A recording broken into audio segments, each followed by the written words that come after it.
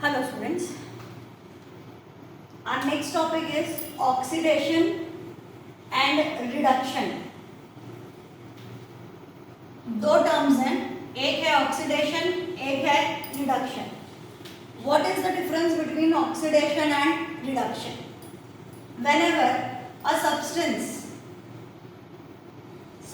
can be element or compound. मैंने substance मतलब element हम normally लेके चलते हैं. एलिमेंट की जगह कंपाउंड हो जाता है तो भी चलता है, इसीलिए हम लोग जनरल लैंग्वेज यूज करते हैं. When a substance gains oxygen, the process is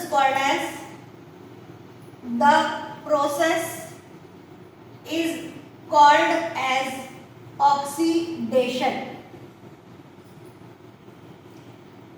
जैसे carbon gains O2, reacts with O2 to form CO2.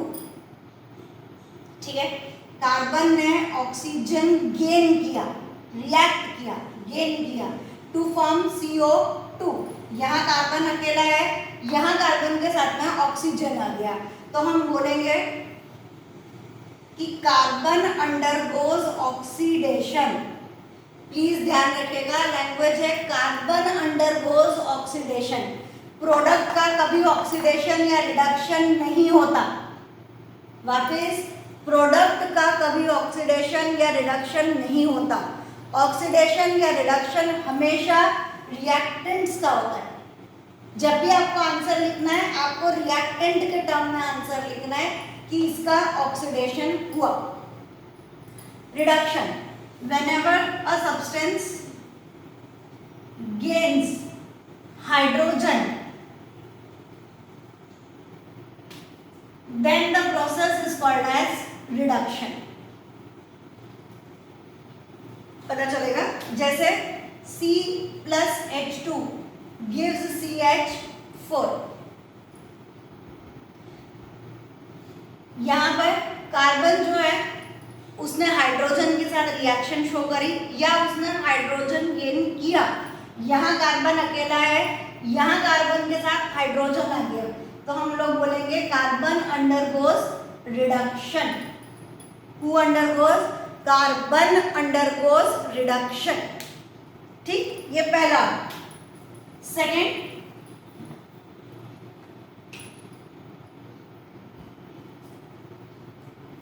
when a substance loses hydrogen, क्या कर रहा है?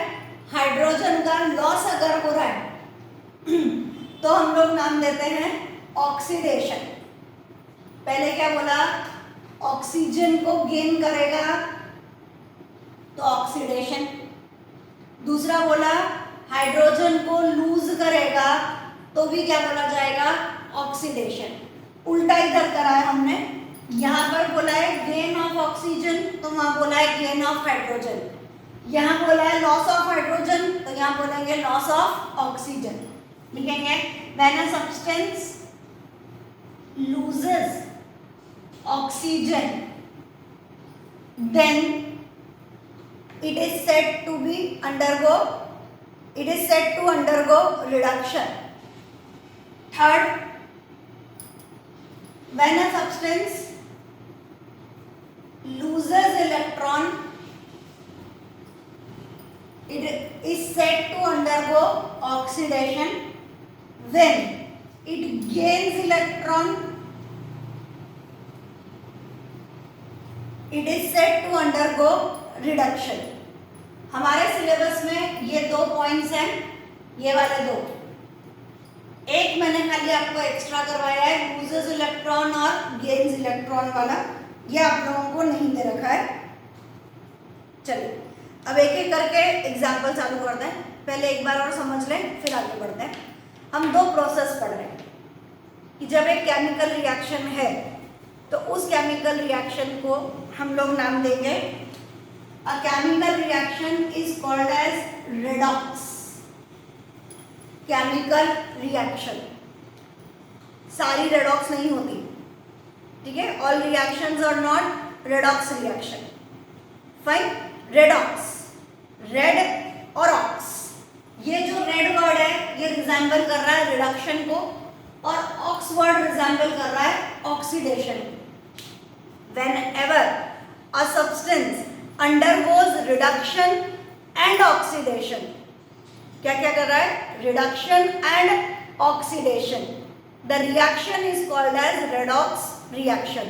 Redox, reduction, oxidation. अब बारी आई कि रिडक्शन किसे बोलते हैं और ऑक्सीडेशन किसे बोलते हैं। तो सिंपली याद रखना कि ऑक्सीडेशन ओ वर्ड आता है, तो gain of oxygen is called as oxidation. तो जब ऑक्सीजन को गेन कर रहे हो तो क्या करोगे? हाइड्रोजन को लूज करोगे, और हाइड्रोजन को लूज कर रहे हो तो आगे लिखोगे इलेक्ट्रॉन को भी लूज करना है। Oxidation, gain of oxygen, loss of hydrogen, loss of electron. उधर उल्टा, गेन ऑफ ऑक्सीजन का उल्टा gain of hydrogen, loss of hydrogen, loss of oxygen, loss of electron, gain of electron. दोनों एक दूसरे के ऑपोजिट है। जिस केमिकल रिएक्शन में रिडक्शन और ऑक्सीडेशन अकर होता हो उन्हें ही हम लोग नाम देते हैं रेडॉक्स रिएक्शन। ठीक, एग्जाम्पल भी समझाते हूँ, चिंता मत करिए कि अरे मैम क्या पता क्या बोल दिया आपने। तो BaSO4 plus NH4Cl gives BaCl2 plus NH4 whole twice SO4। वो पीपीटी से रिलेटेड वाली जो हम लोगों ने इक्वेशंस पढ़ी थी वहां का पढ़ रहे हैं। ठीक है, डेफिनेटली यहाँ पे ये तो पता ही नहीं चल रहा कि हाइड्रोजन किसने गेन किया और ऑक्सीजन किसने किया, अलग अलग है ही नहीं। एक टर्म है बी है, एक है SO4, थर्ड है NH4, फोर्थ है Cl, ऐसे चार। तो यहाँ पर भी बी है, Cl, NH4 और SO4। तो ये तो हम पता ही नहीं कर पा रहे कि गेन ऑफ ऑक्सीजन हुआ या गेन ऑफ हाइड्रोजन हुआ। तो जब ऑक्सीजन और हाइड्रोजन के टर्म में आंसर नहीं दे पाते तो हम किस पे जाते हैं? लॉस और गेन ऑफ इलेक्ट्रॉन पे। BaSO4, Ba की वैलेंसी कितनी थी बताया था ना उसमें, +2, SO4 की -2, NH4 की +1, Cl की -1। उधर चलते हैं, Ba +2, Cl -1, -1 दो बार है, लेकिन Cl की वैलेंसी -1। ऐसे NH4 की वैलेंसी +1 कितनी बार है? दो बार। नीचे का जो नंबर होता है वो वैलेंसी से मल्टीप्लाई किया जाता है, इसीलिए जब बैलेंसिंग द इक्वेशन करते हैं तो हम कभी भी नीचे कोई नंबर ऐड नहीं करते। नंबर कहाँ ऐड किया जाता है? आगे। आगे वाला नंबर एटम के लिए और नीचे वाला जो नंबर है वो वैलेंसी के लिए। ठीक है, और SO4 -2। देखो Ba दोनों जगह सेम, Cl दोनों जगह सेम, NH4 दोनों जगह सेम, SO4 दोनों जगह same. There is no change in oxidation state। ना उसने इलेक्ट्रॉन गेन किया ना उसने इलेक्ट्रॉन लूज किया। Such reactions are not redox reaction। ये रेडॉक्स रिएक्शन नहीं है क्योंकि इसमें ना तो किसी ने ऑक्सीजन अलग से गेन किया, ना हाइड्रोजन की कोई बात आई, और ना इन्होंने अपनी ऑक्सीडेशन स्टेट को बदला, ना लॉस ऑफ इलेक्ट्रॉन किया ना गेन ऑफ इलेक्ट्रॉन किया। ऐसी reactions are not redox reaction. पता चलेगा? तो अब रेडॉक्स कौन सी है? जो ये ऑर्डर फॉलो करें वो सारी कहलाएंगी रेडॉक्स। अब रेडॉक्स का एग्जांपल देखते हैं।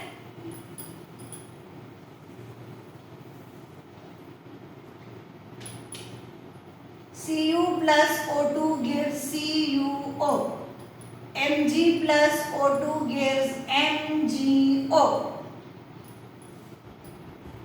CuO plus H2 gives Cu plus H2O। अभी 3 करते हैं फिर बोर्ड रब कर दूंगी फिर पूरा बताते हैं। Cu एक एलिमेंट को देखिए Cu और यहाँ पर है CuO, मतलब यहाँ कॉपर अकेला था और यहाँ कॉपर के साथ में ऑक्सीजन आ गया। कॉपर ने क्या किया, ऑक्सीजन को गेन किया। जो ऑक्सीजन को गेन करेगा उसका क्या होगा, ऑक्सीडेशन। आंसर लिखेंगे कॉपर अंडरगोज ऑक्सीडेशन। ध्यान रखना, अगर मेरे इतने बताने के बाद भी आपने आंसर लिखा कि CuO अंडरगोज ऑक्सीडेशन, तो जिस दिन सामने आओगे उस दिन पिटाई करूंगी। क्या लिखना है, Cu अंडरगोज ऑक्सीडेशन। ठीक है, कभी भी प्रोडक्ट के टर्म्स में आंसर नहीं देना, जो भी आंसर है वो रिएक्टेंट के टर्म में होगा। Cu undergoes oxidation. ठीक है, अब Mg से बना MgO, मतलब मैग्नीशियम ने ऑक्सीजन को गेन किया, तो मैग्नीशियम अंडरगोज ऑक्सीडेशन। क्या लिखेंगे answer, Mg, magnesium undergoes oxidation. इधर चलते हैं, यहाँ पे है CuO, यहाँ पर क्या बचा, Cu दिख रहा है, यहाँ पे Cu के साथ में O था और यहाँ पे वो O गायब हो गया। गायब हो गया मतलब loss of oxygen. Loss of oxygen को क्या नाम दिया जाता है, रिडक्शन। तो यहाँ पर हुआ रिडक्शन। और देखो यहाँ पे H2 अकेला है, यहाँ पे कौन हो गया, H2O, मतलब हाइड्रोजन ने गेन करा ऑक्सीजन, तो हाइड्रोजन अंडरगोज ऑक्सीडेशन।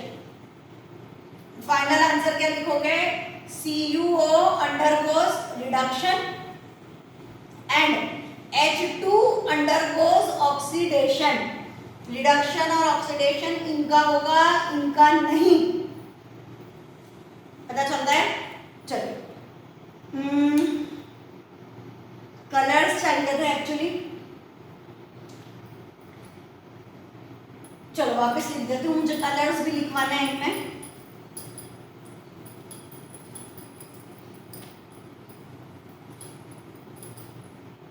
एक्चुअली अभी आप लोगों को कैसा लग रहा है, मैम कलर का हम क्या करेंगे, क्यों जबरदस्ती कलर्स याद करवा रहे हो। जब हम लोग थोड़ा सा आगे बढ़ जाएंगे, हमारे एग्जाम की तैयारी में आप लगेंगे, तो आपको पता चलेगा कि when element X react with oxygen it gives a black color compound। क्या बोला, when an element X reacts with oxygen it gives a black color compound। अब आपको बताना है ये ब्लैक कलर कंपाउंड कौन है, और उन्होंने बोला है कि दिस इज शाइनी ब्राउन। अब शाइनी ब्राउन कौन होता है वो आपको बताना है, X कौन है वो आपको बताना है, Y कौन है वो भी आपको बताना है। ये सब आपको खुद को करना है, इसके लिए आपको कलर्स चाहिए। वो लोग ये नहीं पूछेंगे कॉपर का कलर क्या होता है, वो आपको X और Y के टर्म्स में क्वेश्चन पूछेंगे। तो आपको इतना दिमाग तैयार रखना है कि ब्लैक कलर किसका है, शाइनी ब्राउन किसका है, ये सब कुछ आपको ध्यान रखना पड़ेगा।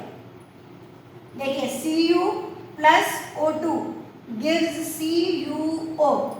This CuO is black in color and this Cu is shiny brown। When an element which is shiny brown in color undergoes oxidation it gives a black color compound Y। What is X and what is Y? तो आपने बताया कि X is copper and CuO is black is Y। तो ऐसे आप लोगों को colours जो है वो काम में आएंगे। चलिए और एग्जाम्पल देखते हैं। एक है ZnO प्लस C, ये टेक्स्ट बुक के एग्जाम्पल्स ले रही हूँ मैं। MnO2 plus 4HCl gives MnCl2 plus H2O plus Cl2। यहाँ पे Zn plus CO। चलिए यहाँ ZnO ऑक्सीजन है, यहाँ ऑक्सीजन गायब हो गया, लॉस ऑफ ऑक्सीजन क्या कहलाता है? Reduction. Answer ZNO undergoes reduction. यहां कार्बन है, कार्बन से कार्बन मोनोऑक्साइड C से CO बना, यानी गेन ऑफ ऑक्सीजन क्या कहलाएगा? ऑक्सीडेशन। अगला MnO2, यहां ऑक्सीजन है, यहां ऑक्सीजन गायब हो गया, क्या बोलना है हमें? रिडक्शन। यहां हाइड्रोजन है, यहां हाइड्रोजन के साथ ऑक्सीजन है, गेन ऑफ ऑक्सीजन क्या बोलेंगे? ऑक्सीडेशन। और Cl2 के लिए आप लोग कोई वर्ड अभी नहीं लिखेंगे, रहने दीजिए, है ना, वरना अगर आपको लिखना है, आप चाहते हो तो मैं आंसर बता देती हूँ कि HCl से Cl2 भी बना, क्योंकि डेफिनेटली क्वेरी आनी है, तो बता दूं वो ज्यादा बेटर है। Mn ने अपना ऑक्सीजन छोड़ा इसलिए रिडक्शन, हाइड्रोजन ने ऑक्सीजन गेन किया इसलिए ऑक्सीडेशन। अब HCl ने क्या बनाया? Cl2, यानी Cl ने अपना हाइड्रोजन दे दिया, हाइड्रोजन का देना, loss of hydrogen is called as oxidation. तो इसके अंदर हमारे पास दो जगह ऑक्सीडेशन आ रहा है और एक जगह रिडक्शन है। Proper answer MnO2 undergoes reduction to form MnCl2. HCl undergoes oxidation to form H2O. HCl undergoes oxidation to form Cl2. दोनों चीज, ऑक्सीडेशन से वो बन रहा है, ऑक्सीडेशन से वो बन रहा है। फाइन। इसी की कुछ प्रैक्टिस क्वेश्चंस मैंने आप लोगों को पहले भी होमवर्क दिया था, right the balance chemical equation वाला, बट कोई डाउट नहीं आया मेरे पास में। वेरी गुड, बहुत ही बढ़िया, अच्छी बात है। फाइन। अब आप लोगों का काम है, अगर स्कूल वाले होमवर्क दे रहे हैं तो कोई बात नहीं, स्कूल की नोटबुक में कर लो, मुझे कोई फर्क नहीं पड़ रहा। मुझे टेक्स्ट बुक के पूरे 20 क्वेश्चन सॉल्व चाहिए, ठीक है? आप चाहो तो स्कूल की नोटबुक में लिख लो, चाहे कुछ भी करो, उससे मुझे कोई फर्क नहीं पड़ रहा। मुझे सिर्फ आपके डाउट्स चाहिए, और वो डाउट्स कैसे आएंगे? जब आप पूरे 20 क्वेश्चंस कर लेंगे तो जो क्वेश्चन में डाउट आएगा वो मुझे सेंड कर देना। टेक्स्ट बुक में पीछे 20 क्वेश्चंस हैं। डेडलाइन आपके पास में है सैटरडे तक की, आज मंडे है, सैटरडे तक ये पार्ट आप लोग कंप्लीट करेंगे। बहुत सारा टाइम है क्योंकि बीच में वेडनेसडे टेस्ट है, तो वेडनेसडे वाला टेस्ट को जाने दीजिए, उसके बाद में ये आपको जब भी करना हो, मैं सैटरडे तक आप लोगों का इंतजार करूंगी कि आप लोग इसके डाउट सेंड करें। संडे को मत करना भाई, संडे को मुझे नहीं चाहिए, और मंडे को फिर आपका इस चैप्टर का टेस्ट आ जाएगा। तो इसलिए बेटर ऑप्शन है कि आप सैटरडे तक अपने ये डाउट्स क्लियर कर ले। जो भी डाउट है आप मुझे सेंड करेंगे इन 20 क्वेश्चंस में से। चलिए, लास्ट टॉपिक हमारा चैप्टर का, लास्ट टॉपिक है corrosion and rancidity. Last topic is corrosion and rancidity. ये दो लैंग्वेज हमें अभी पढ़नी है। What is corrosion? डेफिनेशन लिखिए। व्हेन अ मेटल, और आप लोग प्रॉपर नोट्स बना रहे हो या नहीं, इस बात का ध्यान रखना भैया, कि जब मेरी क्लास में यहाँ पर आओ तो मुझे नोट्स दिखने चाहिए। ऐसा ना हो जाए कि बोले मैम आपने तो बोला ही नहीं था कि हमें लिखना भी है। When a metal is attacked by, when a metal is attacked by substances around it,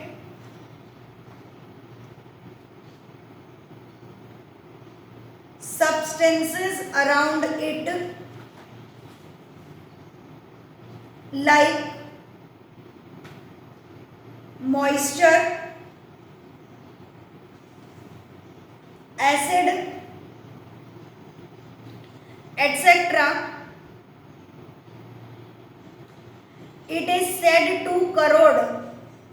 It is said to corrode, CORRODE,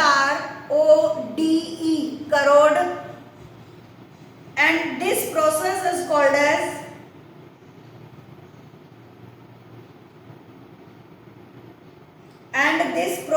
is called as corrosion.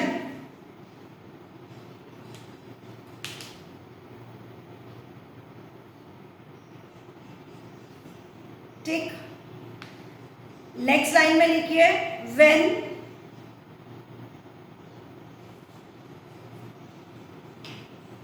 when the above process, bracket में लिख लो corrosion, when the above process, bracket में लिखिए corrosion is seen in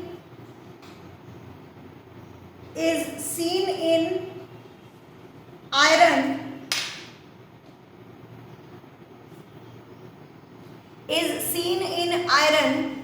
comma लगाइए, a reddish brown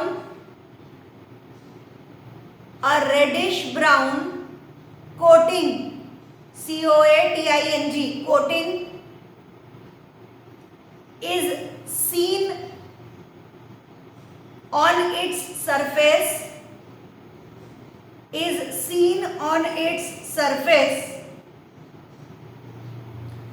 and the process is called as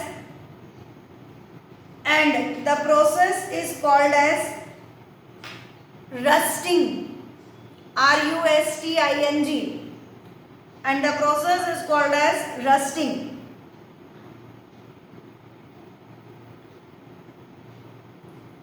चलिए समझ लेते हैं। Actually कोई भी मेटल हो, मेटल कॉपर हो सकता है, मेटल सिल्वर हो सकता है, मेटल गोल्ड हो सकता है, मेटल आयरन हो सकता है ना। जब हम इन्हें ओपन छोड़ते हैं, घर में मम्मा कोई ना कोई गोल्ड की ज्वेलरी पहनती है, या फिर पायजेब जिसे बोला जाता है, वो सिल्वर की बनी हुई होती है, वो भी नॉर्मली पहनी जाती है।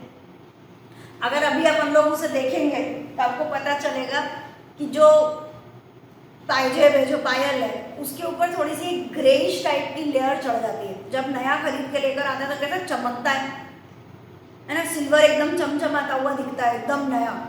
और धीरे धीरे उसकी चमक जो है वो फीकी पड़ती जाती है। हम बोलते हैं कि उसकी चमक जो है वो डल हो गई। कैसे हो गई, क्यों हो गई? हमने करी डल? नहीं। जब भी हम लोग कोई ज्वेलरी को पहनते हैं तो it is expose to the environment, है ना। ओपन टू एनवायरनमेंट हम लोगों ने ज्वेलरी पहन रखी है, तो जब ओपन टू एनवायरनमेंट है तो एनवायरनमेंट का जो मॉइस्चर है वो हो गया, या हमारा खुद का स्वेट जो पसीना होता है वो हो गया। इन चीज़ों से वो मेटल जो है वो रिएक्ट करता है, और रिएक्ट करने के बाद अपने ऊपर एक कोटिंग चढ़ा लेता है। इसका मतलब हमारा जो भी मेटल होगा, ये जो मेटल है इसका जो सरफेस रहेगा, इस सरफेस के ऊपर कोटिंग हो गई। कोटिंग हो गई मतलब इतना जो हमारा लेयर वाला सिल्वर था या गोल्ड था या आयरन था या कॉपर था, जो भी मेटल था वो करोड़ हो गया, मतलब इतना हमारे पास से लेयर कम हो गई। ठीक है, गोल्ड बहुत कम रिएक्ट करता है, इसलिए ऐसा नहीं होता कि हम नहाए तो बोले देखो देखो गोल्ड पानी में जा रहा है, ऐसा नहीं हो जाएगा, because gold is very less reactor. Silver भी बहुत कम रिएक्ट करता है। ठीक है, अपन ने वो ऑर्डर ऑफ रिएक्टिविटी सीरीज पढ़ी थी ना, उसमें देखो मैंने आपको कॉपर, सिल्वर, गोल्ड ये सब नाम लिखवाए, तो आपको सिल्वर और गोल्ड बहुत नीचे मिल रहा है। नीचे मतलब लीस्ट रिएक्टिव की गिनती में वो चल, तो डेफिनेटली ऐसा नहीं होगा कि बोले नहा रहे हैं तो बोले देखो नाली में पानी में गोल्ड जा रहा है, तो ऐसा मत समझ लेना, लीस्ट रिएक्टिव। बट हाँ, कोई भी मेटल हो वो रिएक्ट करेगा। अब यही अगर हम बोले कि आयरन है, तो आयरन के ऊपर एक रेडिश ब्राउन कलर की लेयर चढ़ जाएगी, जिसे हम लोग वर्ड देंगे रस्टिंग। रस्टिंग वर्ड सिर्फ और सिर्फ आयरन के लिए एप्लीकेबल है। अभी आपको कोई बोले कि लोहे पे जंग लग गई, जंग लग गई वो वर्ड बोला जाता है, रस्टिंग को हिंदी में हम जंग बोलते हैं। तो आयरन के ऊपर, लोहे के ऊपर जंग लग गई, पता है कि हाँ भाई लोहा है तो जंग लगती है, उससे बचने के लिए हमें बहुत छोटे स्टैंडर्ड में हमने पढ़ा है क्या क्या करा जाता है, तो पेंट किया जाता है, गैल्वेनाइजेशन किया जाता है, ग्रीसिंग करी जाती है ना, जिससे वो जो हमारा लोहा है जो आयरन है उसके ऊपर जंग ना लगे। जंग, अब अगर ये कोई बोले कि गोल्ड के ऊपर जंग लग गई ना, मैम पागल हो गए, जंग तो लोहे पे लगती है। यही चीज आपको समझना है कि रस्टिंग सिर्फ आयरन का होगा, रस्टिंग वर्ड आप किसी और मेटल को नहीं दे सकते, है ना। जब हिंदी में जंग वर्ड लोहे के लिए एप्लीकेबल है तो इंग्लिश में रस्ट वर्ड भी सिर्फ और सिर्फ आयरन के लिए एप्लीकेबल है। करोशन सारे एलिमेंट्स के लिए कॉमन वर्ड है, सबके लिए। आयरन को भी अगर आप करोशन बोलोगे तो कोई प्रॉब्लम नहीं है, लेकिन आयरन को हमने एक स्पेसिफिक वर्ड दे दिया क्योंकि आयरन कॉमन सब्सटेंस है बहुत सारी मशीनरी पार्ट्स में और हमारे डेली यूज में काम आता है, इसीलिए हम बार बार वर्ड यूज करते हैं कि आयरन को, लोहे को जंग से बचाने के लिए उसका पेंट करवा लो, गैल्वेनाइजेशन करवा लो। गैल्वेनाइजेशन का मतलब coating of zinc over iron. जब बहुत महंगी मशीन होती है, 1 करोड़ 2 करोड़ की कोई मशीन आई है, तो हम नहीं चाहेंगे कि उस मशीन के ऊपर जंग लग जाए, उससे बेटर है कि हम थोड़ा खर्चा करके उसके ऊपर एक जिंक की कोटिंग करवा दें। जिंक भी मेटल है, वो भी रिएक्ट करेगा, लेकिन जिंक रिएक्ट कर रहा है, हमारा आयरन अंदर की तरफ सेफर साइड में प्रेजेंट है, ठीक है। इससे ज़्यादा पार्ट जो है वो हम लोग नेक्स्ट चैप्टर में एसिड नहीं 3rd चैप्टर में आता है वो पार्ट, गैल्वेनाइजेशन वगैरह की और जो डिटेल्स है वो 3rd चैप्टर में पढ़ने को मिलेंगी, वो तब देखेंगे। तो करोशन, जब भी किसी मेटल के ऊपर वाटर वेपर या एसिड अटैक कर रहा है तो उसके ऊपर एक लेयर फॉर्म हो जाएगी, that layer is the layer of oxide. किसकी लेयर? ऑक्साइड की लेयर है, उसे हम लोग नाम देंगे corrode, that the metal is corroded and the process is called as corrosion. For iron it is called as rust and the process is called as rusting of iron. Fine, इसमें अभी एक line और लिखिए, आगे continue करिए कि the for example the black coating, black और greyish coating, the black और greyish coating on silver. Next example, green coating on copper, ठीक है। कॉपर के ऊपर हरा रंग चढ़ेगा, सिल्वर के ऊपर ग्रे या ब्लैक कलर चढ़ेगा। Fine, last topic, rigidity.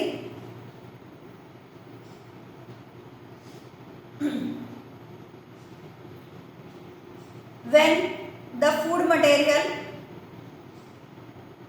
नहीं, फूड मटेरियल नहीं, when the fats and oils, when the fats and oil present in food material gets oxidized,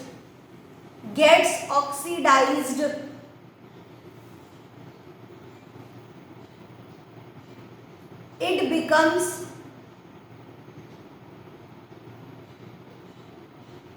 rancid, RANCID, it becomes rancid, that is, comma करके लिखिए, that is its taste changes, TASTE, its taste changes and it gives a foul odor, FOUL, foul odor, ODOUR, odor. Full stop. The process is called as rancidity.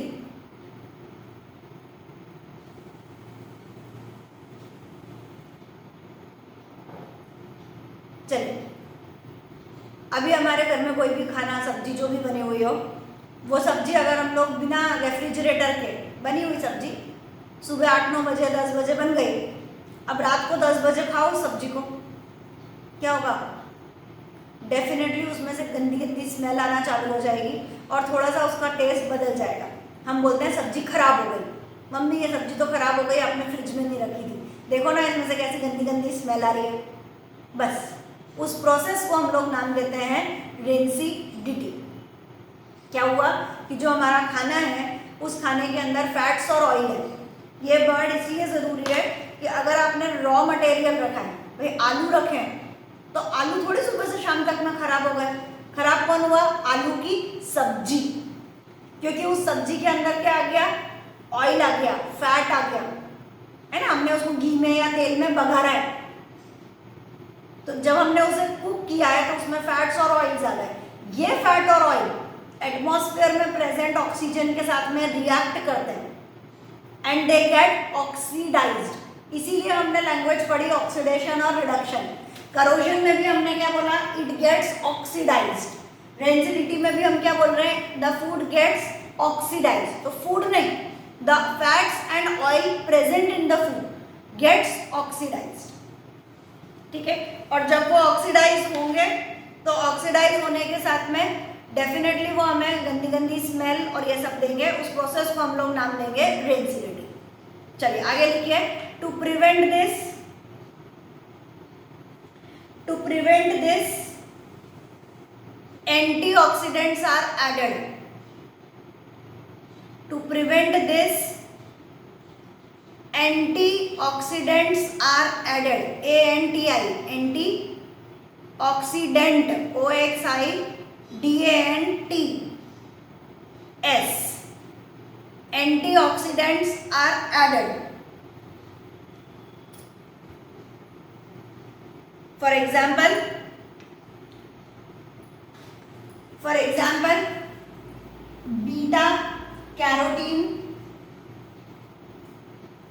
folic acid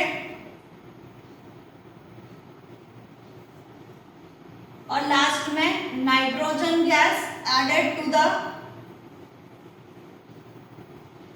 packet of chips. Normally antioxidants में हम लोग example देते हैं beta carotene और folic acid का।